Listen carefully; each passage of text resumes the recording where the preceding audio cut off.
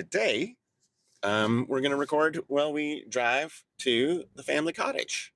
We decided we needed to change the scenery, so we're going to the family cottage. Also, out here in Tulip Town, we're on solar power, and there is like no sun today hitting those panels. Gloomy day. And there's some sun tomorrow, so we figure if we just turn all the power off and let it pick up the tiniest little bit of power that it's going to get with this overcast sky, we'll be set up for a few more gloomy days after. We have a lot of solar panels.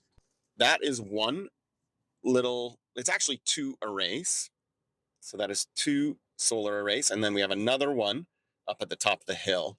We had to go into town for groceries today anyways. So yeah. We'll drive the hour to the cottage, do some grocery shopping, do some laundry, shower. Shower in a hot shower. Even though the water smells like sulfur. For some reason, the water stinks there. Why not just record our conversation on the way? Why not? Episode 2. Do you remember where we left off? Episode 1? We left off of we met and we dated. We started dating. And so I remember I moved out of my apartment at the end of April. So I would have been back in Ontario May 1st. And I drove back with all my belongings. I had a little 2-door Honda Civic, and I pulled a U-Haul all the way from Calgary to like the Toronto area. And the metal in the tires was showing. I remember having phone calls with you along the way because I was back in Ontario at this point after school was finished. You flew back.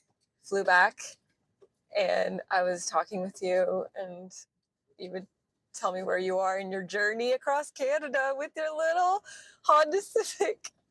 When I got back, my dad bought me new tires for my car. That's nice. And then I went to Toronto to live. Like, for me, I was a working actor, teacher, instructor, director in Calgary. And I'd spent 5 years there, and I figured that I had a resume that was good enough to go across the country and, be of some value. Like, I didn't come right back to Ontario after school because the only resume I had was my training, and all of my instructors were Calgary based. Right.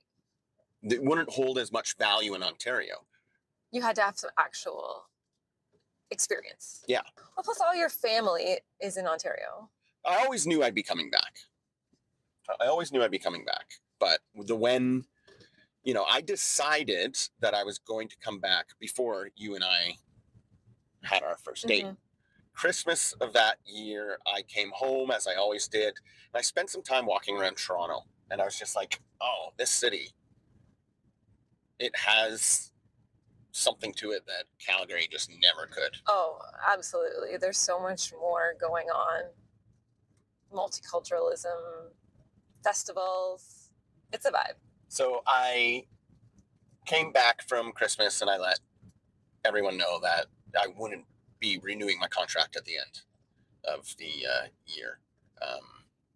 And you guys heard what happened there.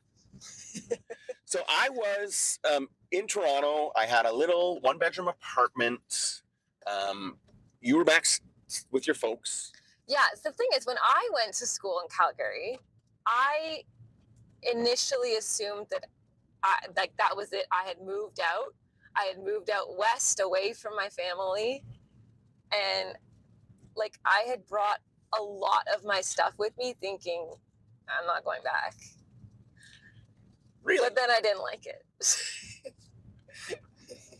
I don't think you've ever really told me that. Okay, yeah. So when I packed for school, I packed way more than I needed and more stuff than I I just need to. And that's why I had to store all my stuff at my aunt and uncle's out there.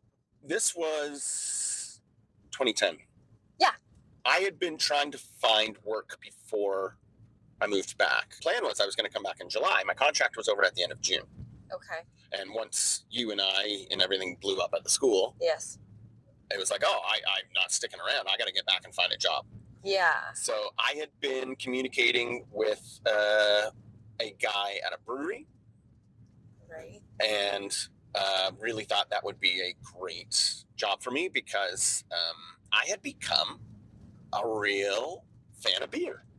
Yeah, you had in your apartment in Calgary, you had this like secret room where he had a beer keg and tap that was like hidden on behind this like coaster. I remember pulling a coaster, and then you could pour beer from behind this wall that you wouldn't assume had storage behind it. So there was a closet that I put a bookshelf in front of, and on the back of the bookshelf, I had a little beer coaster with my family name on it, because back in the 1950s, there was a brewery in Scotland with my family name. And so you would kind of like grab this little picture frame with the coaster in it, and it would be like a little opening of a door, and a beer tap would pop through. So I brewed my own beer, and I had a secret dispenser for it, which I thought was just the coolest thing. It was the coolest thing. It was cool. And I mean, at that point, I would drink every day. Yeah. But I would never see myself as an alcoholic. No, you just really liked beer. And you know, that was something that kind of started when my first wife left me. And this is a little. Here we go. The first day that I ended up at theater school as a student, when I moved to Calgary, I met a girl. She was in the second year of the program. We spent every single day with each other from that first day till Christmas vacation. Her parents lived in Florida, so she went back to Florida for the Christmas break, and I was going back to Ontario. And when I left her at the airport, I said, if there's any way that I could like get from Ontario to Florida, I'll come and visit you over the break. It was like a 2-week break. It was not that long. But a really good friend of mine happened to tell me he was driving to the Florida Keys on Boxing Day, the day after Christmas. And I was like, oh, I said, if I could. So I said, hey, man, do you want another driver? And he was like, yeah, that'd be great. So we drove straight through the night. And I went to Florida, to Tallahassee, and stayed with what was my girlfriend and her parents for, you know, about a week. And while I was there, I thought, you know what? She's from the United States. She's going to be finished school at the end of that school year. And I wanted her to stick around for me. And I thought I needed to give her a reason to stick around. So I was like, I'm going to ask her father for her hand while I'm here. It's the only chance to do it in person. And, you know, he said yes. And then it was like, oh, I now have to propose to this girl. Let's rewind a little bit. I started smoking. And Okay, what? This is a weird segue. I started smoking in around the 10th grade, smoking cigarettes. I tried to quit when I was in my early 20s using Zyban, which is a smoking cessation drug. So it's like a pill that you take, and then you set your quit date about 2 weeks after you start taking the pill. And then when your quit date comes, you stop smoking, and taking this medication is supposed to make it easier. Zyban, in its original form, is Wellbutrin, which is an antidepressant. And what I found is when I quit smoking, I also started getting a lot more energy. Years later, I started smoking again, right? Years later, I tried Zyban again, and this was the year before I went to Calgary for theater school. And I noticed that when I was taking the Zyban, I started like doing taxes. I had years of taxes that I had been avoiding and procrastinating. And I ended up doing that. And I was cleaning my room, and I was like taking better care of myself. And after I stopped taking Zyban and I had successfully quit smoking, I started feeling what I could now recognize as depression coming back. So right before I went to Calgary, I went to my doctor and I said, I think I'm depressed. And I told him about taking this smoking cessation drug and feeling the relief of symptoms of depression and that they were coming back. So I asked him, can you give me Wellbutrin, which I know is the, root medication, the antidepressant. He put me on something different. He put me on Celexa. And he said, so this should relieve your depression symptoms. It shouldn't take any effect for a couple of weeks. In some cases, he said, if you're bipolar, it could put you into like a hypomanic episode. So it's important that when you get to Calgary, you find a doctor and follow up with them. I started taking this medication maybe 3 days before I moved to Calgary. Did you get a doctor? I did not get a doctor when I got there. And when I look back, I realized it threw me into a hypomanic episode because I was undiagnosed at the time, but I was living with the symptoms of type 2 bipolar disorder. Yeah. And the hypomania that I was in was kind of projected onto this girl as being madly in love. That emotional response, I tied it into her not thinking that I could be bipolar, not wanting to be bipolar. Well, who wants to be bipolar? So after I'd stopped taking the medication, because I ran out and I didn't seek a doctor, and I was feeling great, right? Of course. And when you're manic, you're up. You're feeling awesome. I found love. Yeah. And then the dark Calgary winters hit. And all of a sudden, I didn't have that feeling. And I'd already asked this girl's father for her hand in marriage. We had been on this whirlwind love affair over 4 months. Yeah. And I was like, well, I got to follow through.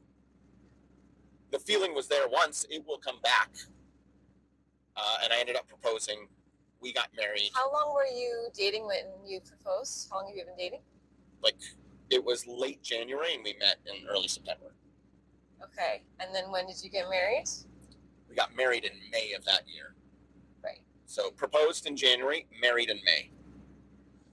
And I thought this was the honorable, right thing to do. Sure. Give her a reason, stay in Canada, apply for her citizenship. And no one in your life told you this is a bad idea? Lots of people did. Okay. I mean, I had people who helped me with the grand proposal. Yeah. Right before it, saying, you don't have to do this. Yeah. But you can't speak sense to someone who's in that state. Who has been through that. Yeah. So. Okay. So then you got married. Got married. I did my second year of theater school. At the end of that year, I was saying, I think you're depressed to her, my wife at the time. She said, I agree, and I think that the cure is some Florida sunshine. So I'm going to go visit my parents for a couple of weeks. I drove her to the airport, and she had packed a lot. And I was like, are you planning on leaving stuff there? And she got very offended by that. We did not have a very good goodbye. And later that night, I went to pay a bill, and I saw that our bank account was in the hole, $200. Oh, overdraft? Where once there was, I think, about $11,000 or $12,000. Damn. And so I called her, and yep, she drained the bank account and left and planned to never come back. Wow. I mean, I knew this. So after she left, I was more angry than sad, and I started drinking. Yeah. So I would start drinking. It was a lot of wine at that time. Really? Yeah, I didn't really get into beer until after that. But that's when drinking really started in my life. And I love figuring out the way things come together, from the ground up, F the G up. And I learned how to brew beer. And so I was a beer brewing guy. I identified as a beer guy. So working for a brewery was the dream. It did make sense. Even to me, I'm like, yeah, that's totally up your alley. You're going to crush it. And being like a salesperson, I knew you could sell anything. I took that job at straight commission. And I actually said no to a guy who wanted me to work for him in real estate. Yeah. And my father was a real estate agent. I knew a lot about it. When I applied to that real estate job, it was like, fill out this 20 question form with, fully agree, somewhat agree, neutral, somewhat disagree, right? Like, and I filled out this little thing. I colored in little squares and I photocopied it and scanned it and sent it by email. This is 2010, by the way. And they called me to interview me, and I said, sorry, I'm going to be taking a job with this brewery. And he said, no. I need you to meet me right now. Where are you in the city? I told him where I was. He's like, let's meet in the middle. Meet me at the Royal York Hotel Cocktail Lounge. Because I really need to talk to you. And I went and I met this guy, and he said, the way you filled out that little questionnaire was perfect. Nobody has ever filled it out perfectly. Blew his mind. Every single this answer. man is absolutely perfect. I must have him. And I had to make the consideration, do I take the job that paid well with the promise of, like, I would have been getting into the Toronto real estate market in 2010, making about $70,000 a year in 2010. And I would have been a broker at the end of my first year, working for a team that was selling millions and millions and millions and millions and millions of real estate in what was the beginning of a huge real estate boom in Toronto. It was.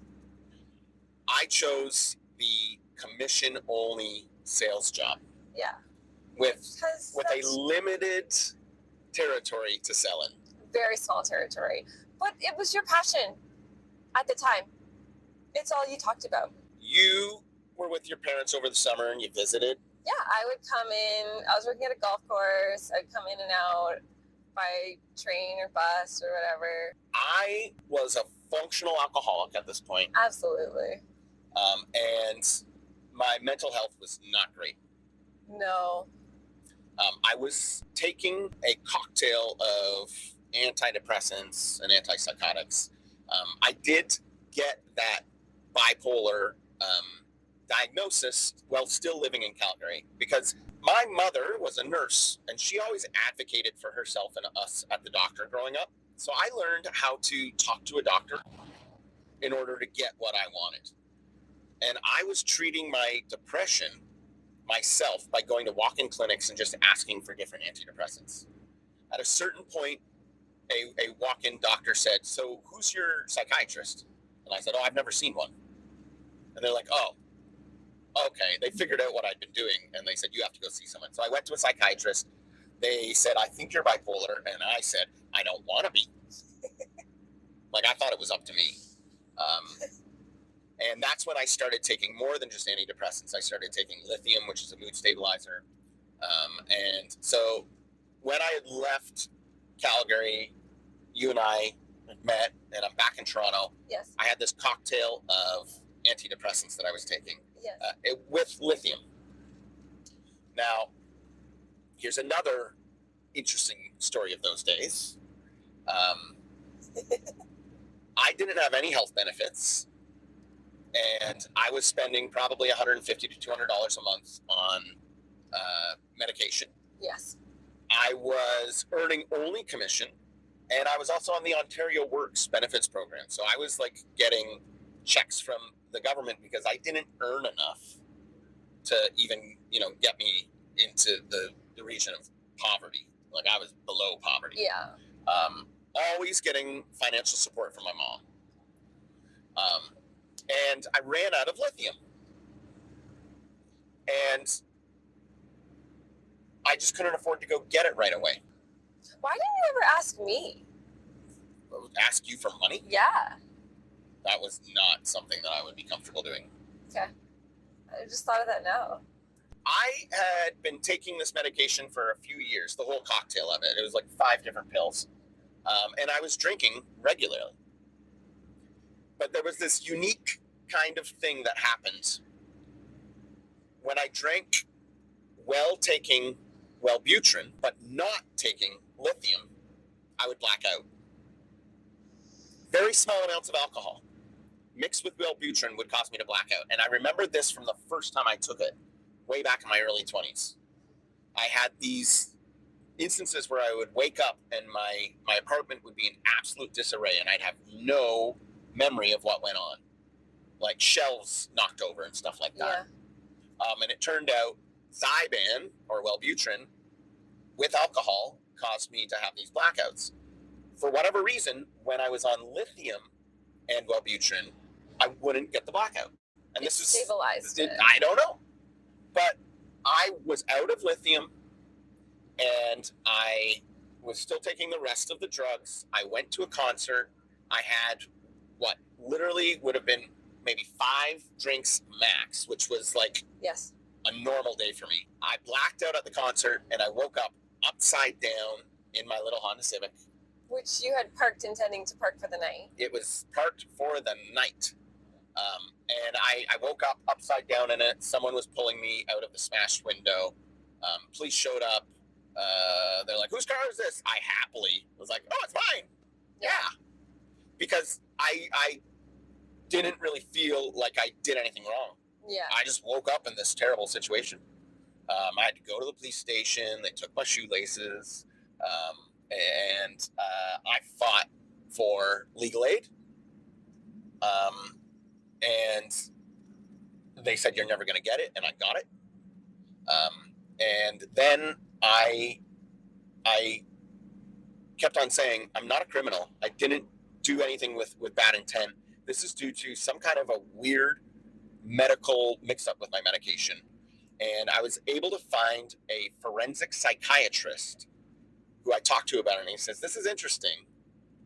But we'd have to like do tests and everything. And through the forensic psychiatrist, I said, who are some lawyers that you've worked with? And so he put me in touch with a lawyer who, she said, I never do legal aid, but this is so interesting. And she was a fan of craft beer. Okay. She said, I'm going to take it on. So she took my slip. She, from that point on, represented me. And she went into court one day and they threw out the case because 2 of the officers didn't file their paperwork. And now I think, yes, this is my running theory, they didn't file that paperwork on purpose because they liked me. Because when they were giving me my belt, my shoelaces back to release me on good faith that I would appear in a court, I said to them, hey, if I drive into that car on purpose, would you guys still call it an accident or would you call it an on purpose? And they laughed at that. And while I was sitting out on the front steps. It's not even that funny of a joke, but it's probably your delivery. I think so. As I sat on the front steps of the police station waiting for a cab to come pick me up, they drove by and like honked the horn and waved. They were my buddies. Well, you were like singing too, you said. I was in great spirits for someone who just got arrested. I was doing real good. But what we did was we went out and we got an electric e-bike. They were very new on the market. We went down to Kensington. Market. I got an e-bike and I strapped a cooler to the back and I would drive all across Toronto with a cooler full of beer samples, trying to be a sales rep. Yeah. Trying to make a living off of 15% straight commission on my sales. And you would come and visit. I would come. The first time I came down after your accident, I bought a little helmet and I was like, I'm gonna be on the back of this e-bike and we're gonna have a great time. I was really just trying to stay on the positive. Not trying to think about the fact that you just lost your license. But we had a good time scooting around. Good memories. Our love of scooters just really flourished kind of that began time. At that and then time. I ended up getting my own later on. But yeah, we would just scoot all over and find outlets to recharge because you couldn't really get across the whole city on one charge, especially with 2 people on the bike. So we'd have to recharge and we just sit. We knew every working outdoor outlet between like Donlands and Danforth and Islington and Lakeshore. Yeah. It was a good time. So that summer, I introduced you to everyone I knew in Ontario. Yes. You met all my family. Everyone. And then you had to go back for another year of school as the girlfriend of the disgraced instructor. What was that like? No one really talked about it.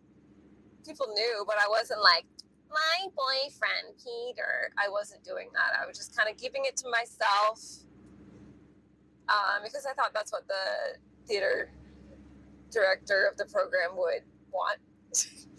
And like obviously my close friends there, they knew. I talked to you all the time. We video chatted. A lot. That was like the first video chat. Like you were the first person that I video chatted with online. We would also try and like watch the same movie at the same time. Yeah. We made it work. Then you graduated. I graduated and what did you do? And decided that I didn't want to stay in Alberta or even anywhere out west. So I moved back to be with you. That was like a big part too. I'm not sure if I for sure would have moved back to Ontario if I wasn't in a relationship with you. But it was easy to decide that because I wasn't really enjoying it out there. So you were back with your parents for a little bit. But I was back with my parents. I was visiting you a lot. And then we found a room for me to rent in Toronto. Which was 4 blocks away from me? Yeah, it was really close. And it was a really small house near Humber College. And it was all college students. And every room was being rented and individually. And then I rented the top attic of it. I couldn't stand completely upright unless I was standing on the landing of the stairs. That was the only place I could stand up. But it was huge.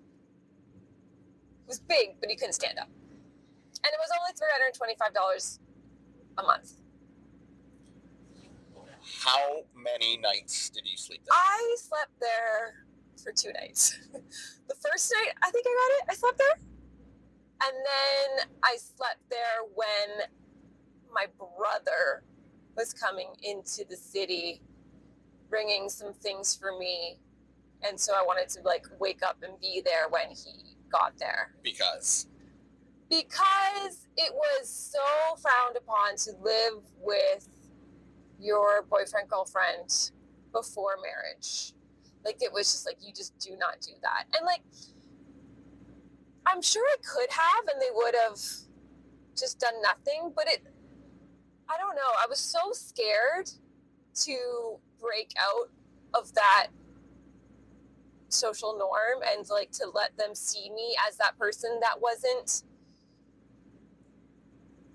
a virgin. Did any of the people in your family know who you were? Really who you thought you were? My family, no. No, my family never, ever knew. They still don't.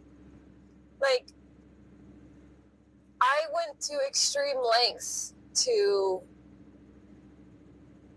keep up the lie that I wasn't living with you. Because I never really intended to live with you. It's just we were hanging out all the time. And then it was I'll sleep over. And then I just never left because my place was so not inviting and not fun to be in. There was no discussion. It was just one, she just stayed there. I just kept staying there. And when she says her place was not inviting, I smoked cigars indoors. Yeah. I hated that. Had a beer kegerator in there that smelled of beer. Yeah. It wasn't that nice either. It wasn't, but at least I wasn't alone. I hated being alone. You couldn't be alone with yourself, could you? No. I had never been alone with myself. I would always be, growing up family, the youngest of 6 kids, there's always someone around. And then even when they all moved out, my brother still was, around, even though he was in college. He would come home all the time. And then I went to college. And I had roommates. And then I was the first time in this house that, no, I'm not staying there. I had to be with you. Yeah. So you never had, really, except for 2 nights. 2 nights. You never really had, your apartment. Never. as a like individual in the world? No. You were always attached to some father or school yeah. or boyfriend. Yeah. Your family didn't really know what was going on. When I would come and visit your family, we would sleep in separate rooms. Well, yeah, like they would never allow that. I Like, didn't even ask. When you came and stayed with my family, the first time I closed one of the empty room's doors, and then we slept in the same room. You tried to trick them. And, you know, they were like, oh, I was happy to see you guys chose separate rooms. And I, who can never lie, You just flat out was I like, was no, like, we oh, no, closed I the just door. closed the door. So, different, like, I wouldn't offer up certain things, but I also wouldn't go to any lengths to lie to my family. It's different. So, we're living together in Toronto. You've graduated. Yeah. I'm a beer salesman. It's not going great. I don't have a car. I've only got an e-bike. In the winter, that wasn't a real great way to get around. No, we would just take TTC. And I eventually realized that dream job was not the right job for me at that time. Not great. I realized I liked selling beer, but I didn't want to sell it to bars. I wanted to sell it to people. I was like, I want to like run a bar. And so I started talking about that. I started planning that. I started like, okay, how could I run a bar? And I was currently working at like a dessert cafe as a barista. So there was this coffee shop that I would go to every single morning, get a cup of coffee, smoke, talk to the same people. Yeah, you made friends there. It was a nice little vibe. And the guy who owned it, a South African guy, opened a second location in Rossesville. And it wasn't doing so great. And I kept on saying to him, dude, you close at 6 and you're open in the morning, and then this place is empty. I want to run like a craft beer bar and brew my own beer for it and only be open after 6. Why don't we like work together? Why don't, we keep the place open and it's a cafe in the morning and a like craft beer bar in the evening? And we talked about this for a while until one day he was like, why don't you just take over the whole place? And I was like, what? He goes, yeah. He said, I'm sick of trying to run these 2 coffee shops. You go take the new one in Rossesville, run it as a coffee shop and do whatever you want in the evening. And we did that. So I ended up taking over this failing coffee shop with the dream that I eventually would get it to a stable place, and then I would start opening it in the evening as like a craft beer bar, which would have required getting a liquor license. And I would talk to anybody and everybody about my dreams and ideas. And I ended up finding this guy who lived in the neighborhood, who loved me and the vibe of the coffee shop and the whole story. And he said, I want to partner with you. I want to be a silent partner in something like this. I've saved up a bunch of money. And we were all set and ready to go. And I went to the owner of the building that I had been paying rent to, not on time. And he was like, no, I'm not going to sign off on you getting a liquor license for this. I don't want it in there. And to be honest, he just didn't want me as a tenant any longer. I think that was the truth. He said it because he didn't want the legality of a liquor license, but I just don't think he liked us because we weren't making money. And it's a bar now. It is now, yeah. It's a bar now. Unless he sold it. But at that time, how long were we running that coffee shop? At least 6, maybe 8, 10 months, maybe? Yeah.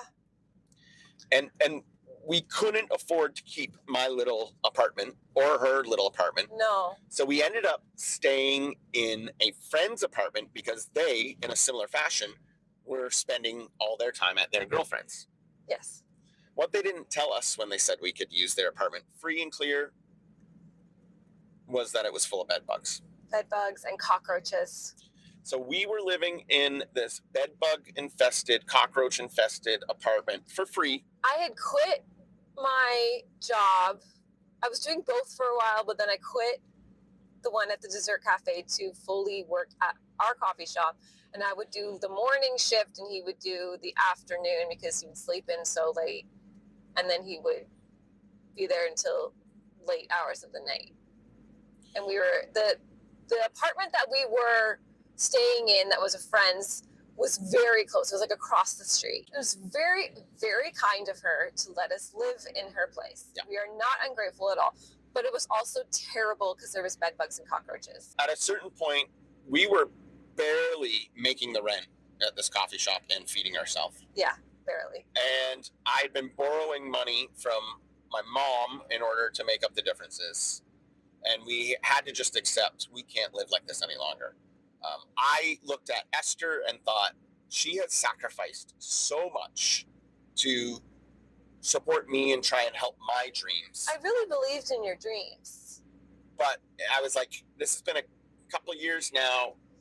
It's time that I kind of be who she needs me to be. So we never did sign any kind of contract or paperwork when we took over this coffee shop. No. So I just went back to the guy and said, listen, I can't do this anymore. It's yours.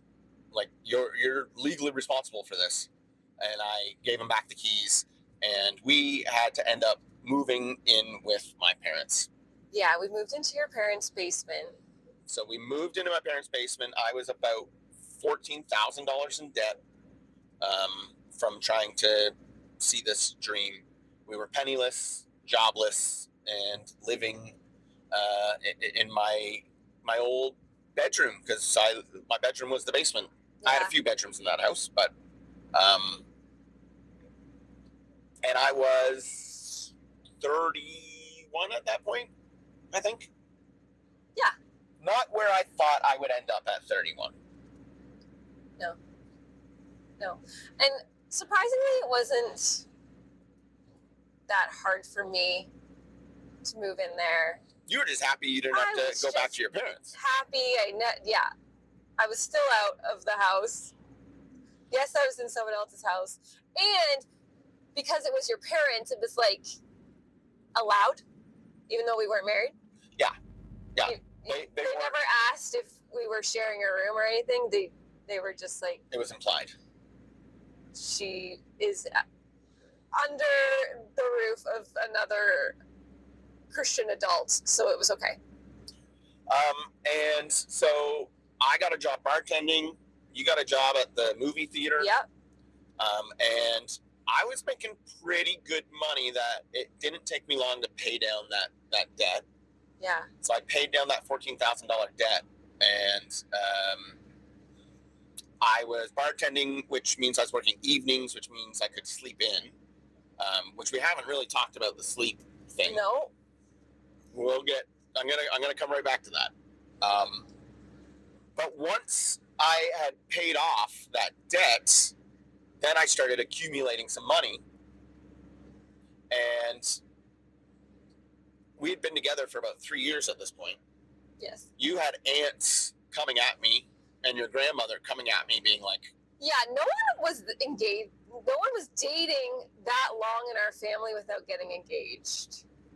So they're like, "What? Why aren't you getting married?" Yeah, it's time. Are you gonna marry? And my response when it was like, "When are you gonna propose? When are you guys gonna get married?" It was like, I rushed into a marriage once before, and this is not my first rodeo. He at least had that to be like, I'm not rushing into things again. I'm not making that same mistake twice. And to be completely honest, I didn't really see the need to get married. Right. I'd already done that. I'd already had a wedding. I'd already been married. For me, there was no real rush. My first marriage, she wanted to wait to be sexually active till we were married, and that played a huge role in me getting married in less than 8 months. You and I, we were sexually active. I was just like, I don't know why you stopped. I don't know. I was giving you that one. Okay. You did, though. You wanted. So I did not ever think of a life without getting married. Like, of course you get married. That's just what you do. That was my upbringing. It was, as a woman, I needed to get out of the house, go to school, and find a husband and get married. They would call Bible colleges bridal college to send kids to go find their spouse and get married.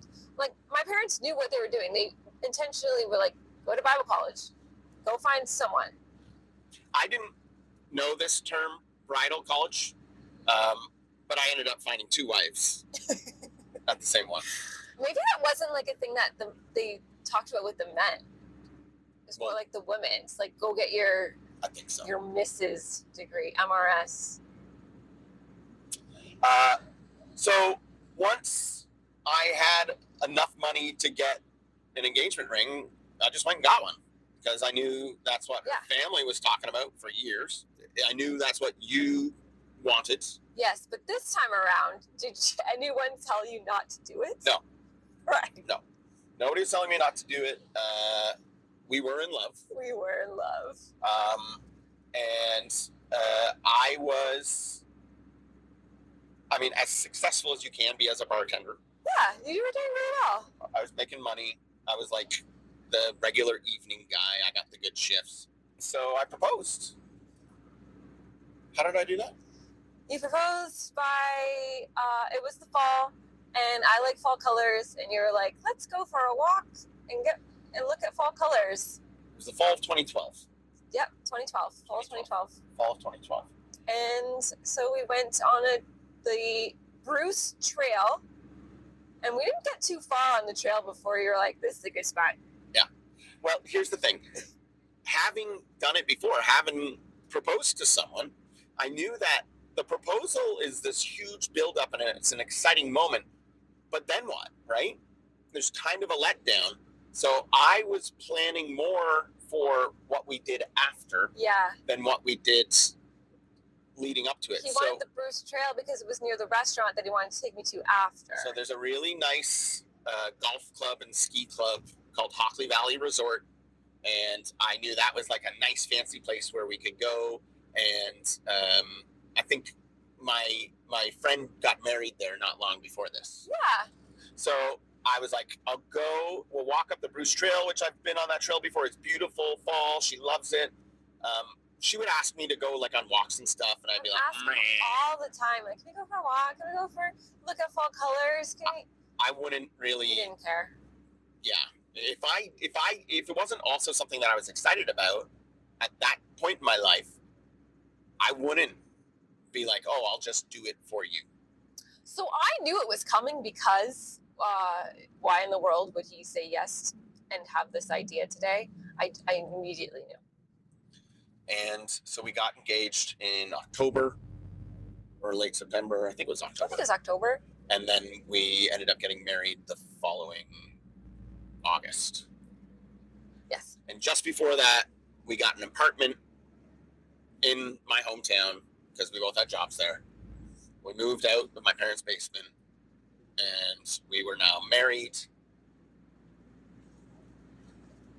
living in an apartment with jobs. Yeah. Doing okay. No, doing good. Now, I mentioned my sleep, and I think it's very important that we talk about this one thing. Yes.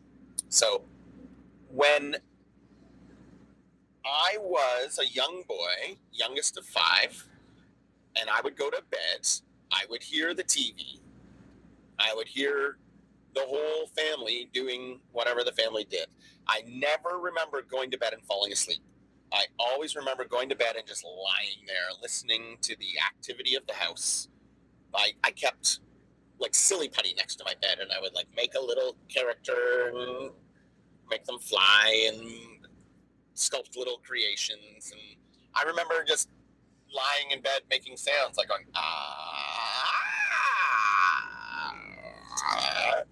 When I eventually got a 13-inch Gold Star television. Wow. Which I bought with my birthday money. Then I would fall asleep to the sound of TV. So I would watch TV until I was like really tired, and then I would leave the TV running and close my eyes. And like I couldn't fall asleep without the TV on. You're allowed to watch TV. What a privilege. I remember the pastor at church took a liking to me, and he would pick me up and drive me home to like a youth group thing. And I remember him trying to like encourage me because a lot of the conflict that I had with my dad was based on me sleeping in, because I would be up very late and I would have a really hard time waking up. When I was in college, this is a big problem. I never made it to the first class in college, radio broadcasting school. When I went to broadcasting school, I was 18 when I went to college the first time. And I ended up going to a sleep study. And growing up, my mom would take sleeping pills because she was a nurse and did shift work. Sometimes she would have to do the overnight shift. And so she would take sleeping pills to help her sleep during the day when she worked nights. And she eventually developed a dependency to that and has been taking sleeping pills for probably 30 years. I always just wanted that. I was like, I just wish I could take a pill and fall asleep. I had this real battle with it. And I went to the sleep clinic and they did a sleep study on me. And the data came back and they diagnosed me with something called delayed sleep phase syndrome or delayed sleep phase disorder. And I was vindicated because for my whole teenage life, there was this battle between my dad and I for me not waking up in the morning for appointments and stuff. Like, I was supposed to go to this big gala breakfast to have breakfast with the prime minister. Slept through that. I don't need to go into the examples, but once I had this diagnosis, it was like, now I'm going to get my pill. Yeah. It was called amitriptyline. That didn't work. I went back and they put me on a medication called trazodone, and the sleep specialist said, I have to tell you, it's very rare, but 1 in 10,000 men who take this medication will achieve an erection that can only be lowered by surgery. What? And there was one night that I got on the phone with the local nurse hotline saying, how long is too long? When should I go to the hospital? So I was kind of scared to take that one. And I went to the specialist. And like I said, I'm really good at advocating for myself with doctors. I said, I need something that knocks me out. I need the strongest thing. And she gave me this pill called Starnock. Its chemical was Zaleplon. And I was so excited. I was like, this is it. This is my key to sleeping properly. This is my key to fixing my broken body so that I can live like anybody else, that I can, wake up in the morning, go to bed, fall asleep at night, have a regular schedule. At this point, I was working for a radio station. I was working my way up, and I was on the path to having a time slot on the radio. Yeah. The dream job was right there. Yep. And I got this pill and I read everything about it. I knew exactly what its half-life was. I knew that it gave you amnesia symptoms, just like my mom's pill did. She never remembered anything after she took her pill. And that first night I took one as prescribed, and I was told you might need 2, but take 1 the first night just to see. So I took the pill, and 30 minutes later, I didn't feel the least bit sleepy. When my mom would take her sleeping pills, it was like she drank 12 beers. She was falling over like she was drunk. And here I was, 30 minutes, and I knew 30 minutes to take effect, 1 hour half-life. So after an hour, it's at its strongest. Okay. And then it would slowly be getting weaker. At that moment, I thought, if I took 1 more now, it wouldn't hit for another half hour. And the first pill would be at its peak and would be slowly diminishing. The second pill wouldn't get to its peak until I'm at 90 minutes from the first pill. Yeah. So I wouldn't actually be getting the strength of 2 pills. Yeah. And in that moment, I just thought, well, how could I get this second pill into my system so that both pills are at their half-life, their peak strength, T plus 1 hour, right? Yeah. And it made perfect sense at the time in my mind. crack open the gel cap and snort it. Just That'll get it right into your bloodstream. Both pills will then be like in your blood at the 30-minute mark, and they'll be both at full effect at the 1 hour mark. yeah. This made sense to me. I woke up the next morning with 18, 19 busted up gel caps next to my bed, and I'd written myself 18. I'd written myself this long letter, knowing that it caused amnesia. I wouldn't remember anything that happened. And I left myself notes from this character called Pill Pete. Now, I had a relationship with drugs recreationally, right? This is why snorting it was no big deal. I'd snorted other drugs. I'd done cocaine. I'd done ketamine. Right. I was a proud drug user. So to snort something was just another delivery method, and it was medicine. Yeah. This experience that I had that I could not remember, it unlocked this kind of confidence in me. And I felt that I was a whole human being, healed and better under this drug, this sleeping pill, even though I couldn't remember what happened when I was on it. Yeah. And it turned out I developed an addiction to this that night, the very first night. That's wild. And I went through that box of pills and the reorder by lying to the pharmacist, telling the pharmacist that I accidentally stepped on the box and crushed all the pills. And I could not lie. Like this. Well, you did then. This pill really, really changed me. And I became a desperate addict. And when I finally started telling people what had been going on in my life, because it was my little secret. Yeah. I had to give the pills to my roommate, told him only, dispense 2 per night to me in water. He moved out and I had to give it to a different friend, and I would walk like 15, 20 minutes to his apartment every night to get him to give me these pills. And he would be like, okay, just swallow them, open your mouth, right? Yeah. I would swallow it just enough to be able to regurgitate it, hold it in my hand, go home, and just get one little hit. Why did you think that snorting it was better? There was something that happened when I did that put me in this kind of hypnotic state that was a detachment from all my trauma and pain. Okay. I wasn't aware at the time of any of that, but Sure.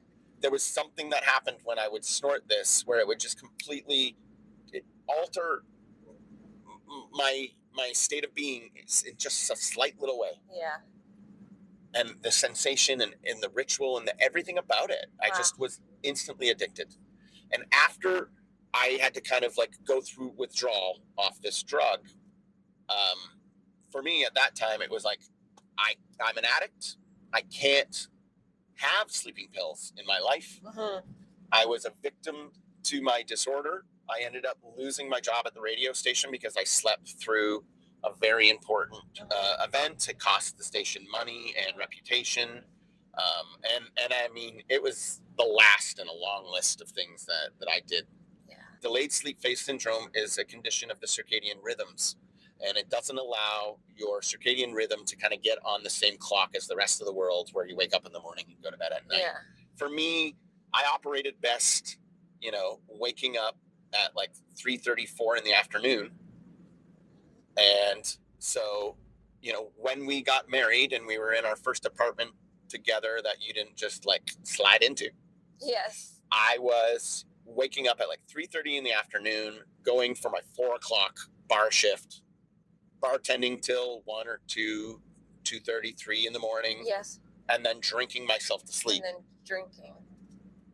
That's where we found ourselves in the fall of 2013. That is where we found ourselves. And you were, at that time, were you still at the movie theater, or did you? No, I had worked at, I was serving. I started serving at Kelsey's. And then I really had to push and encourage you to get the plan. Yeah, no, I was terrified of being a server. I just thought that was way too much pressure, way too hard of a job. I ended up being great at it. I don't know what I was so afraid of. But I had to push her. I let her know this is the most money you're going to be able to make in any position anywhere. I didn't like the fact that as a server, you're constantly being judged and by the table of your service. And I didn't want that feeling of being analyzed like that in my work. But I got over it. When we were married, you were a server, I was a bartender. We worked in the same parking lot. Yes. I thought it was a great arrangement. It was great because if I was done before you, I'd just walk over, sit at the bar. If you were done before me, which you did the same at the restaurant that I was at, it worked out great. Okay. So we were married. We're living together married. Well, that's 1 hour. Oh yeah. I can cut that down to. Yeah, just less than an hour. I can cut that down, and we covered the important things that people really need to know. Yeah.